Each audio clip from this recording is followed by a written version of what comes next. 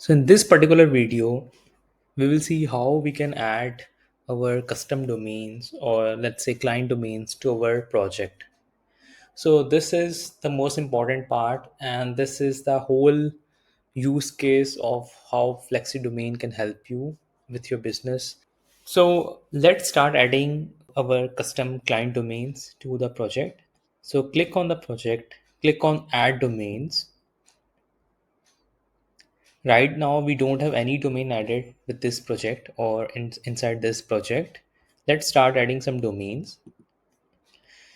So I have couple of client domains already handy. So let me add those. So let me add this one.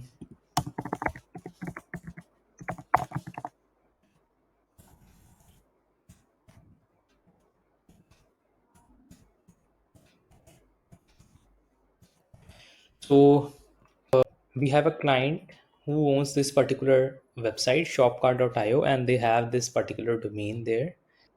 Let's click on save. So as you can see, we have got a notification like our domain has been added. Then the only thing we have to do is we just simply need to go to our domain provider. In this case, this is for Shopcart. We have to go to the domain provider for Shopcart and we have to create an A record and point to this particular IP address. Once this is done, our this particular custom domain will start fetching content from FlexiDomain website. So it can take up to 24 hours as well, but let's test this out if this has started working or not. So we'll click on visit domain.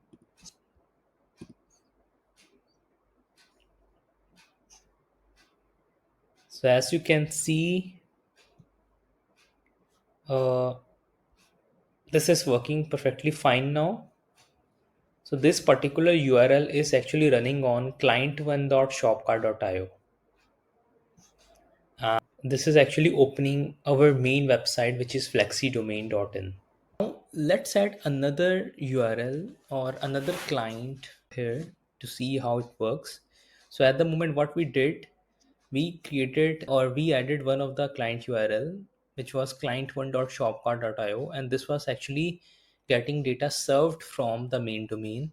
Similarly, now we will add completely different URL or client, and that particular domain will also get data served from the project domain.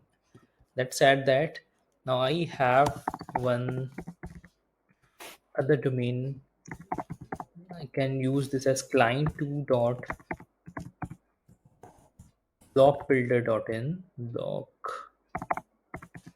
Blockbuilder.in. So this is another domain that we have and we can use this for testing this out, and we'll use this as client2. So this is correct. I'll click on save. So the domain has been added, and similarly, what we have to do is we have to go to our domain provider and create an A record for this particular client URL as well.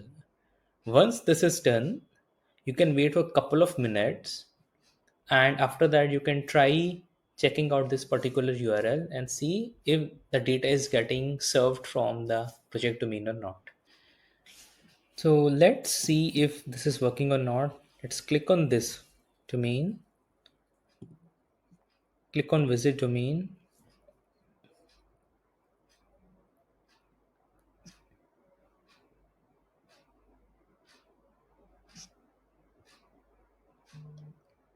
So as you can see, this particular URL that we just added, so this is client 2 and the data is getting fetched from our Flexi domain website.